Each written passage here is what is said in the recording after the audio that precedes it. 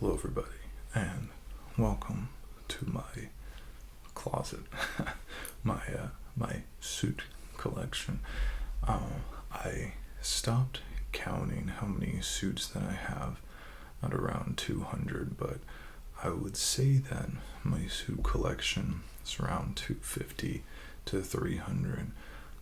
It encompasses three different closets, um, two different wardrobes, and I believe five or six bags. My suits are scattered out to, I think, 9 different rooms. What do I do with all of these suits? Well, I see suits as living, breathing things and truly handmade crafts of the individual. So I don't buy most of my suits new. I will buy them used and fix them up. For what purpose? Obviously, I can't wear 200 to 300 suits at a time, so I find tailoring very relaxing, and I will repair suits, fix them up as a hobby, and then donate them. I wear a suit every day, but those ones that don't fit me or that I don't usually wear, I will donate to the career closet at the school in which I teach. Also, donate them to local rescue ministry. Then I'll also give them away to my employees and whatnot. I thought it'd be cool to kind of take a step back, and while I can't show you, nor would you want me to show you 300 suits, just kind of pick and choose some of my personal favorites, as well as sort of how I got into it. So let's start. So everybody starts somewhere, right? And typically you would not start with a newer wool suit. That would run you a lot of money, anywhere from $300 to $1,000. So when I first started really getting into suits, it was when I was a teenager and I was getting into blazers. Went to Kohl's at the time, and they have a line that's still there, still present, called Apartment 9. Now, I was much smaller back then, so I've since given those things away to people who could use them, but that was my first real introduction into suits.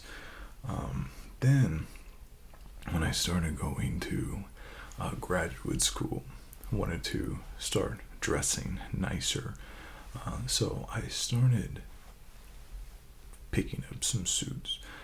And back in the day, I was very concerned about budget. I was a broke college kid. So I used to buy things like these. These are cheap polyester. Either they're polyester, cotton, or polyester blends. This you can go and get on Amazon right now. Really intricate pattern, super fun. There's actually elastic in the waistband, which is crazy.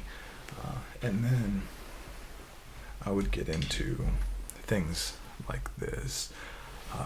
To this day, this is my most complimented suit, which means nobody cares how much money you spent on your suit.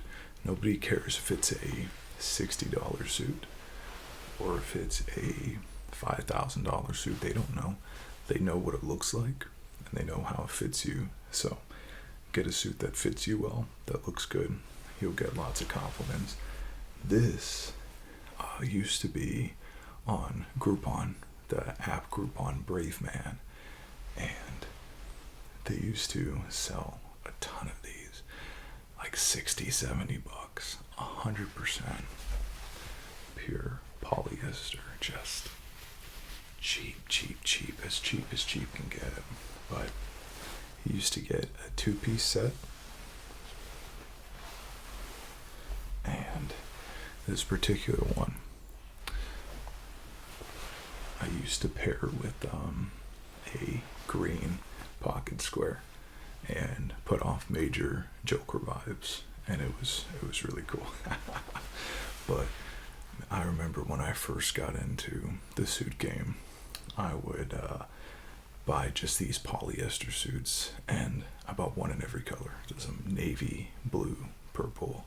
Couldn't get enough of them, and incredibly hot, incredibly cheap, and they usually don't fit. None of these things usually fit right off the rack. But let me show you what else I got. Now, as I started getting into the wool suits, couldn't afford full suits, obviously, and the cheapest way to get into suits, nicer stuff, is to buy secondhand, and to also buy suit jackets. So whether they be blazers or suits that people have worn the pants out of and just have the jacket and they give it away, it's much cheaper. So you can actually get some decent stuff if you know your measurements. I did not know my measurements. Got them anyways, and then found out through that buying process what size that I wear. So this is one of the first nice blazers that I have, and if anybody is curious, these things up here are cedar wood, with as much wool as I have. Moths are an issue. So this is an Ermenegildo Zegna. Suits typically start at $2,000 to $4,000, and you can pick these, jackets, blazers up very, very cheaply. This is truly a blazer. The difference between a suit and a blazer is a suit is meant to be worn, suit jacket, suit pants. Because of that, it's typically more conservative colors. One solid color, maybe solid pinstripes. This is a bad example. This is actually taken off of a bespoke suit of mine. There are pants to this. But this is truly a blazer. It's made to be paired with jeans, chinos, something like that. This was my first intro into nicer fabric, and once you get nicer fabrics, you can't go back. You can't go back to the synthetics. Now this one is distinct. This is the very first jacket that I tailored. When you're buying these jackets and suits secondhand, you will go broke if you employ a tailor to size them up to you. It makes it totally stupid if I'm spending a fraction of what it costs, but then I'm paying that in tailor costs. Just get new, right? So this was the very first suit jacket that I tailored. I put a single button at the end. And how I learned how to tailor, how else? YouTube. I taught myself how to tailor, and now I can tailor anything. After as much practice as I've had, I can tailor anything, and I can build a full suit from scratch. This particular jacket is a Hickey Freeman. I remember, kind of more morbid, I guess. I wore that, tailored it, and the next day wore it to a funeral. So that's how I remember that. Next, this was fairly recent addition, but I started getting into these as blazers. These are vintage. They don't make jackets like this anymore. They don't typically make buttons out of ox horn like this. They used to use tweed, a very thick fabric that would stand the test of time. Very thick, very heavy. They don't really do that anymore. Especially with the newer Italians, they have decided to go with lightweight suits that can be worn during the spring and the summer. Those are the big things now. So whenever you are looking for a jacket, suit, whatever, that has a really heavy fabric, you usually got to go vintage. By vintage, I usually mean 70s and 80s. And that's what this is. Wear it with a nice pants, chinos. Mismatch your suit jackets and your pants. They look good. This was the very first jacket that I spent a lot of money on. This was meant to be part of a suit.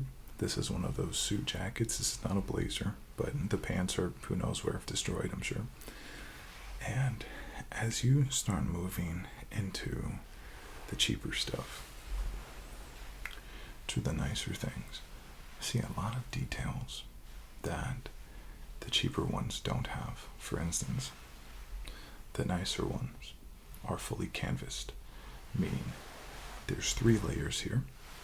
The front layer of fabric, the back layer of the fabric, and then a layer in between, which holds it, keeps it looking firm and rigid. The buttons are nicer, and a true test and a true sign of a bespoke, nice jacket is functional buttonholes.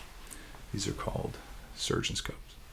Back in the 1900s, you never take your jacket off. You just wouldn't do it. Even the surgeons, they had to do something, they would roll up their sleeves. And now surgeon's cuffs are a sign of a nice garment. It has withstood the test of time, and this particular garment is none other than a keton. And ketons typically start at $4,000 to $5,000. This is a beautiful double-breasted, and certainly spent a lot of my college refund money on that. And now, if I can, all of my suits have surgeon's cuffs. They're just great. One big, I guess you could say, crucial moment for me is switching from suits to custom suits. First off with a made-to-measure. And for a made-to-measure suit, essentially the tailor has the fabric, but they don't have your measurements. So you get measured, send them to the tailor. They give you options. You pick from those options and they make your suit. A little bit different from bespoke. Bespoke is truly you pick the fabric, you pick everything. Everything is suited to you. But I remember it was a big deal ordering my first made-to-measure, which is this guy right here.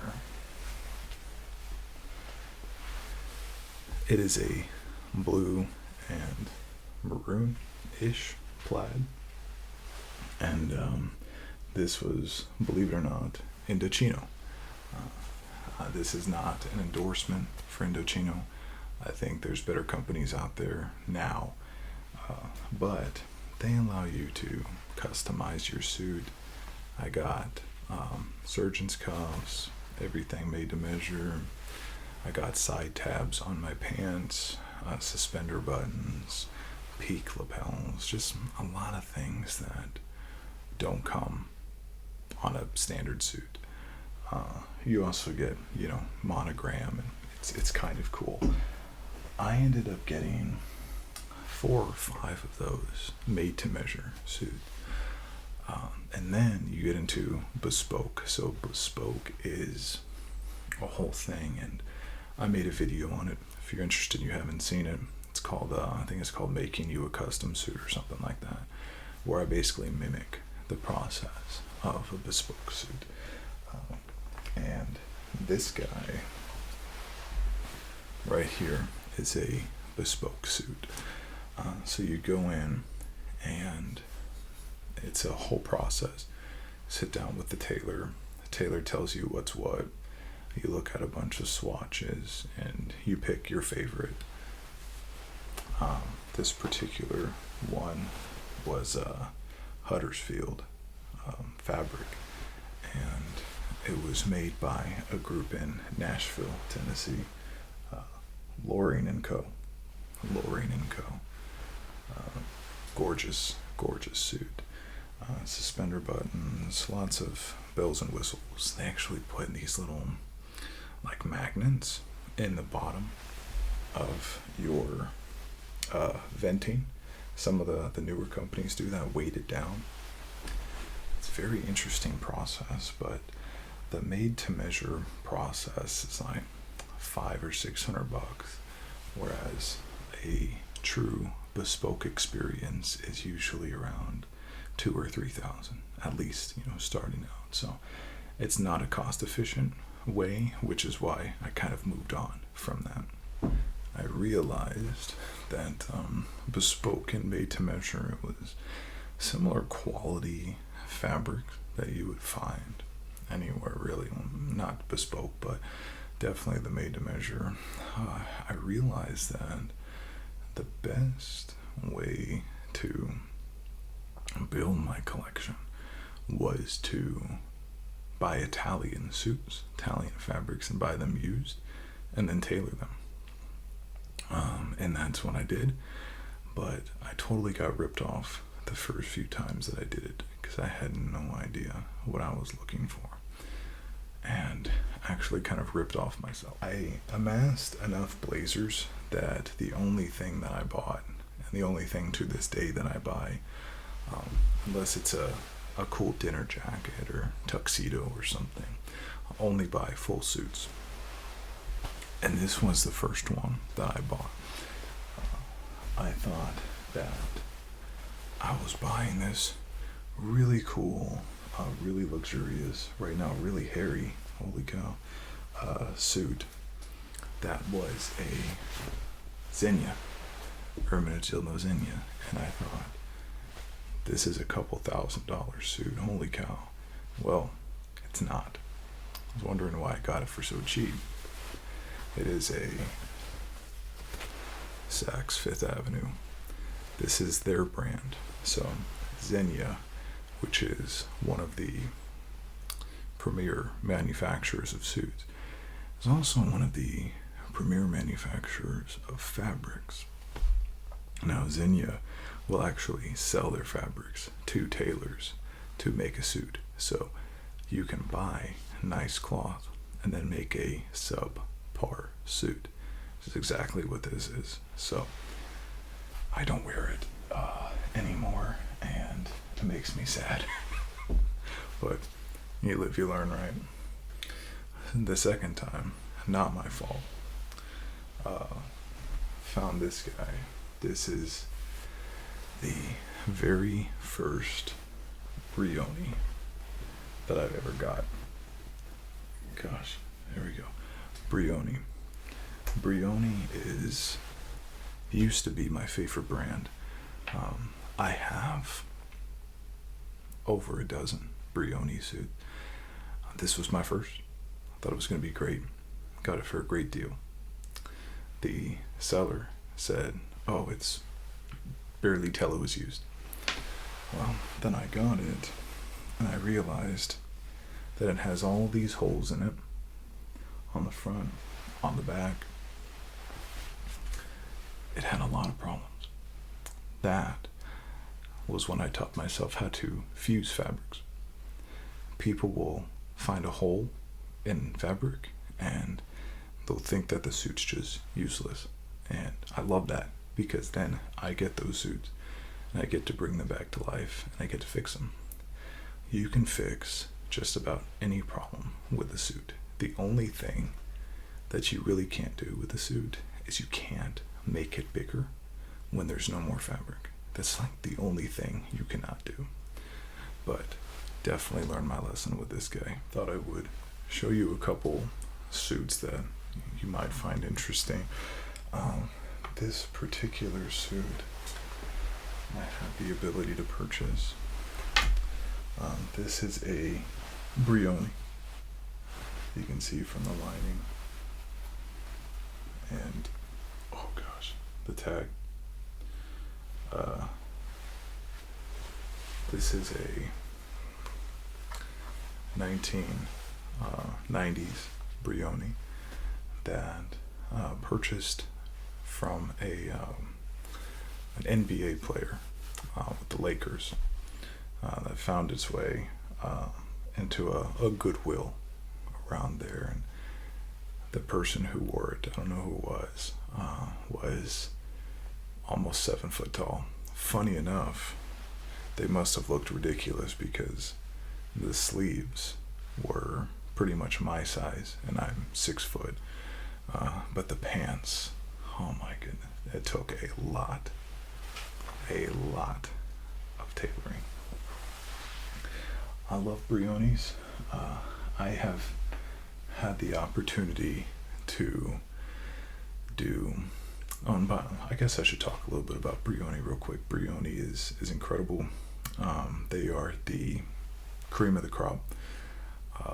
Presidents, celebrities, superstars. $7,000 to $8,000 upwards for their executive collection. 4 to 5 for their regular. Trump wears Brionis. Obama wore Zenya's. Putin, I just saw the other day, he wears Brionis, whatever that's worth. It is an executive piece. I think there's better pieces, but Brioni's nice. I think it's overpriced. But I've had the opportunity to buy a lot of famous individuals' suits. Vince McMahon, Steve Harvey, John Cena. Of course, I can't say Vince McMahon, too loud now. President, first president of the Ukraine. To me, they don't mean that much. I don't want to be that guy that's walking around like, hey, you like the suit?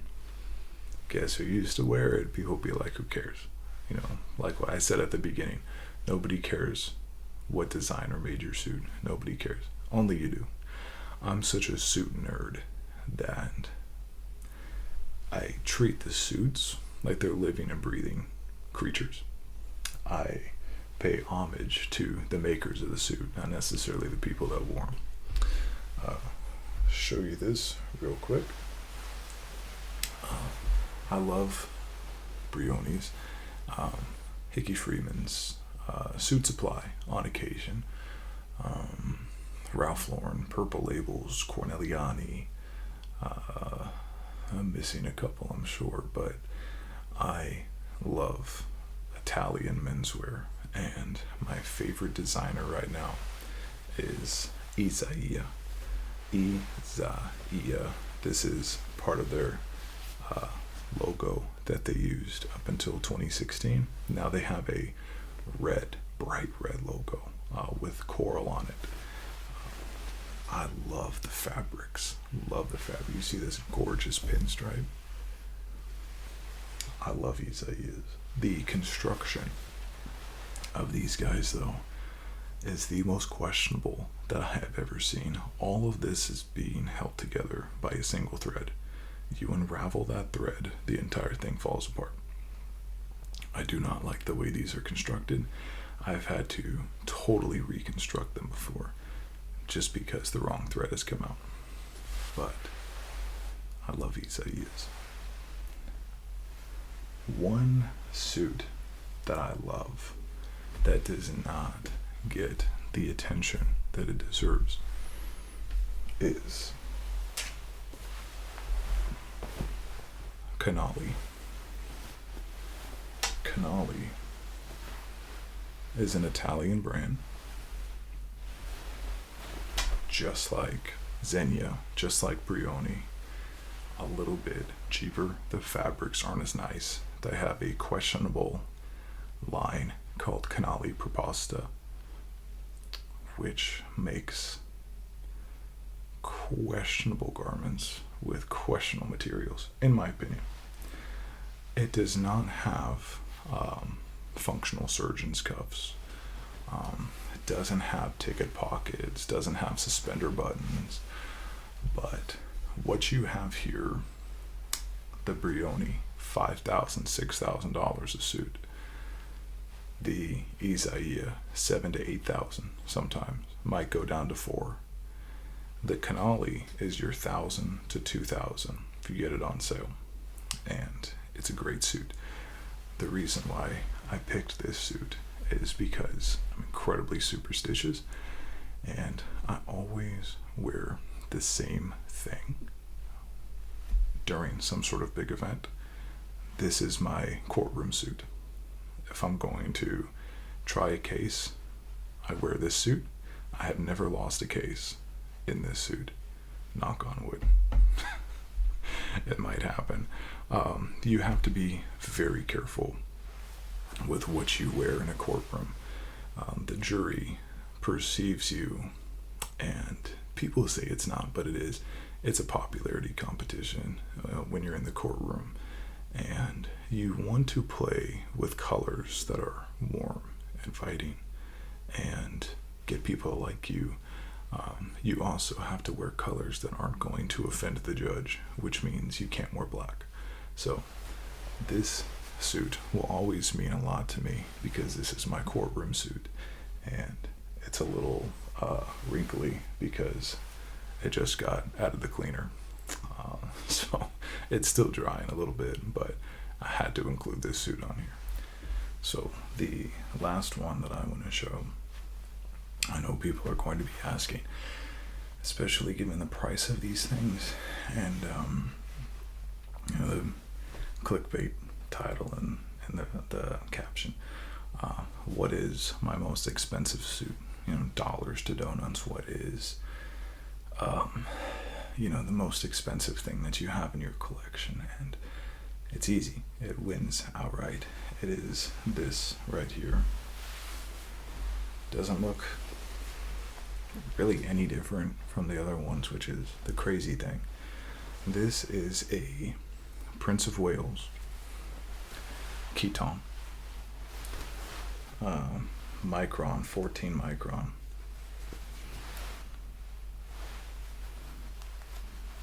Which is the type of fabric. Full set, 2-piece, and brand new. You can see from here, these nicer suits, they just assume you're going to tailor everything. So they come with sleeves that are unfinished, and sometimes they'll give you buttons, sometimes not. But this Keaton is made in Italy, obviously by Keaton. Pretty much handmade by very few people. The more machines and the more people there are involved in making a suit, the less expensive, because the more cost efficient it is. Keatons are like Rolexes. They are not mass produced.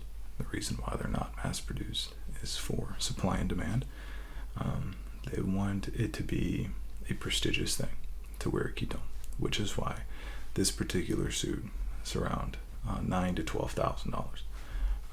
I have several of these Keaton, and this is my most expensive thing in my collection.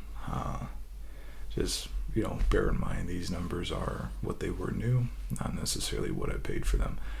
And that is something that I would use to encourage everybody out there. When I started building my collection, I had no money, and Actually, when I started building my collection, I really had no money. I was a teenager and had to rely on my parents and Christmas gifts, you know. And when I first started buying stuff, it was as cheap could get.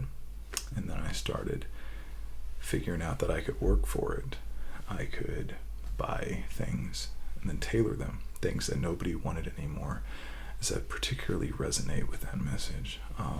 Having, you know, things that people think are worthless and fixing them up and making them good as new. I particularly resonate with that, and I just love it. I love recycling and getting something out of it. So it would have been absolutely impossible to showcase all of my collection to you. If you want to see something specifically, feel free to make a request. If you want to see a specific type of video, I know I've gotten several requests for more cologne videos, so those are coming. And then also let me know what your suit is. If you have suits, if you like collecting suits, if you don't have one, what is your goal? What is your dream suit? What was the first suit that you got? I don't understand people who say they hate suits. I just can't stand it. I don't understand it, I guess I should say. They've done countless studies. When you're in a suit, you feel more confident, feel better about yourself. A man in a suit is 10 to 20% more likely to be found attractive by women. I just don't understand the aversion to suits. But anyways, this is my suit collection. Brand new, these things probably would have cost, I don't know, I'm probably going to say $500,000, but it's probably an overshoot. But thank you for joining me. Hope you learned a few things. If nothing else, hope you found it relaxing. So until next time, everybody, hope you have good sleep and a restful day, restful night, and I'll see you next time.